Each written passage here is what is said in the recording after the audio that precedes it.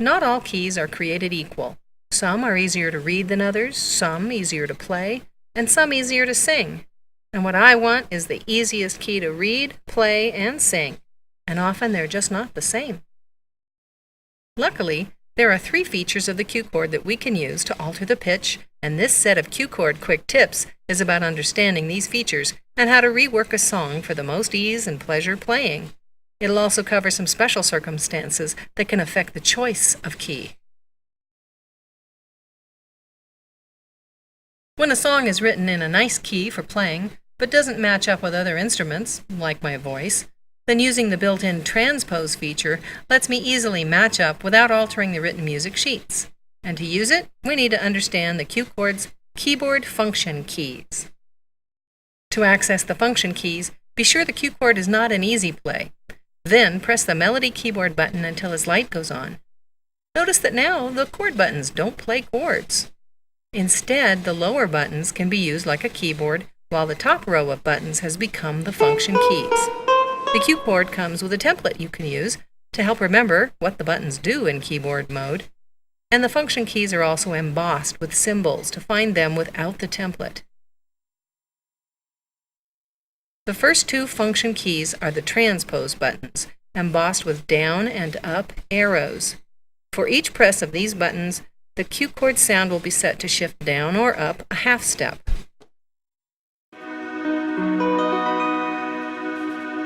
From 0, we can shift up a maximum of 6 half steps and down a maximum of 5 half steps, which covers a full octave of pitch changes.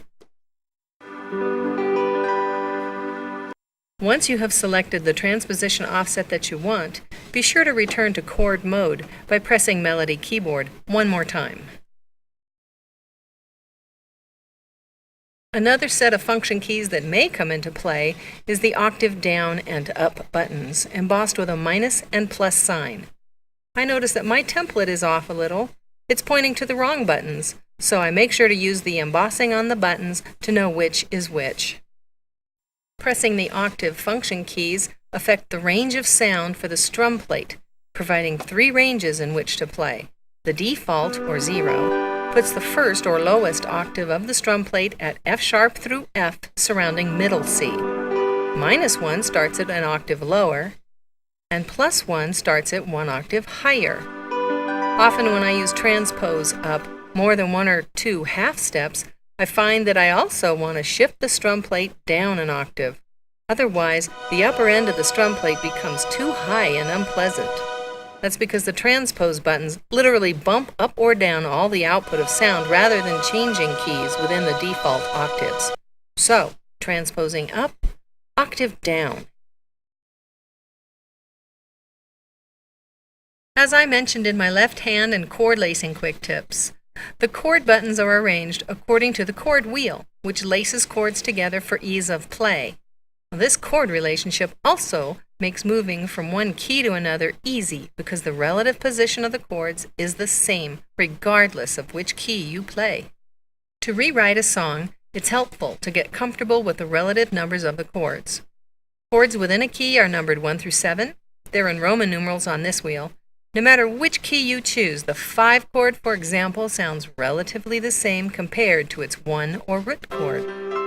The song Heart and Soul uses a common chord phrase of 1 to 6 minor to 4 to 5 seventh. In the key of C, my fingers do this.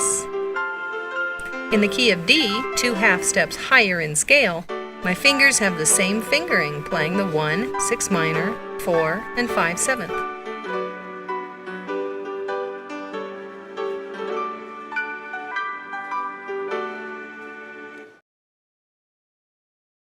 But some keys aren't as easy to play because the neck of the Q chord, unlike the chord wheel, is a straight line, and they had to cut the wheel somewhere. Keys I most often need to change then are those at the ends, A, E, B, F sharp, and sometimes D and D flat, depending on the song. Playing Heart and Soul in the key of B, 1, 6 minor, see where it is, to the 4, to the 5 seventh, the 6th chord wraps around and that's awkward to play. The key of D is a special case. The only chord that wraps in this key is the diminished 7th chord, and only a few songs use this. So look for this chord when considering the key of D. If that chord's not used, you can play in D easily. My favorite keys to play on the Q chord are F, C, G, and D. So if I have a song that's written in, say, B, my first choice will be to rewrite it in C. And if I want the pitch to be just like the original, I use the Transpose Down button to shift the sound down that half step. So let's see how the button arrangement and chord wheel make rewriting a song easy. The song Close to You was originally in the key of E flat, but I wanted to play it in a favorite key. So, first I wrote it onto a one-page song sheet of lyrics and chords to make it easier for me to work with. Then I replaced the chord names with their numbers using the chord wheel set to E flat to help remember the numbered relationships.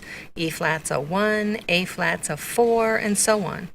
Finally, a quick rotate of the wheel to the new key, and I could easily replace the numbers with the new chords for the key of C. 1 is a C, 4 is an F, and so on. Now from time to time, especially in jazz songs, there may be a chord that's outside the key. I translate those few by counting half steps between the original and final key chords. For example, there's 9 half steps between E flat and C, so I know all chords will be 9 half steps higher between these two keys. While most of the time the order of the notes being played on the strum plate doesn't matter, there are times when I really want them to play in a certain order, and that affects which key I select for that song. Close to You had this situation. Right at the end of the bridge, there's a very characteristic arpeggio that is as much a part of the song as any of the lyrics are. Since I wanted to sing this song in the key of F sharp, my first choice for playing the song on the Q chord was to rewrite it in the key of G and transpose down 1/2 step. But doing so gave me the D chord for that arpeggio, and the notes in the D chord don't sound in ascending order on the Q chord, so the arpeggio didn't quite work. I need to back up a little bit here and talk about the strum plate in more detail. As we've seen, the segments of the strum plate are each assigned an octave of notes, the first one beginning at F sharp below middle C and ending with F above middle C. All the notes for each chord come from within that set of notes, no going outside that range to build a chord. So for chords that start at the middle of this set, the B chord and above, some of their notes must be sounded from the lower half of the octave set, a kind of note wraparound.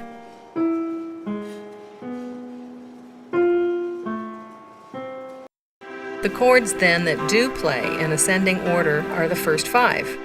In scale order, not chord wheel order. That's F sharp through B flat. Higher than B flat, and the Q chord must wrap around to find the remainder of the chord's notes.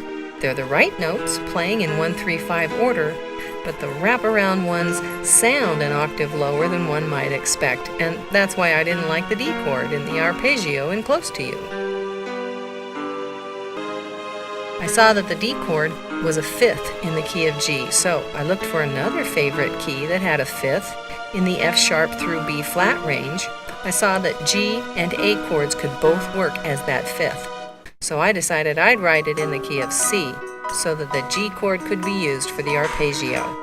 With that homework complete, the song is now easy and satisfying to play on the Q chord. Sometimes, songs have key changes somewhere in the middle. The sheet music for Rainy Days and Mondays starts out in the key of G, easy on the Q chord, but the final verse jumps 2 half steps into the key of A, and that caused me some fingering grief. Both keys need to be taken into account when choosing which key to start with. A shift to the left on the neck, and I found the Q chord friendly keys of C and D, and from there I used transpose up 3 half steps to get to the pitch I actually want to sing it in. Let's say you're going to be playing along with a guitar player who wants to share your song sheet. Guitarists can transpose on the fly using a capo, but because capos shorten strings, they can only transpose up. If your song is written in, say, C with a transpose down to B flat, the guitarist can easily play along. You could rewrite the song in B flat, which is easy enough to play on the Q chord, but playing in B flat is often a tough key for a lot of guitarists. Many are more comfortable with these keys. In our example, a guitarist might want to play in the key of A with a capo up one fret or half step to sound in B flat, but as we've seen, A is a tough key on the Q chord. The keys that both play the easiest are F, C, G, and D. Although the Q chord can transpose up as many as 6 half steps, it tends to work best on the guitar to capo up no more than 4. And luckily, with just F, C, and G written keys and a transpose up of only 1 through 4, all the keys can be produced. Back to our example, to get both instruments playing a B-flat pitched song using the same written key, the key that will work best is G, transposed or capoed up 3 half steps. Well, that's it for this Q-chord quick tip video. I hope it helped, and thanks for watching.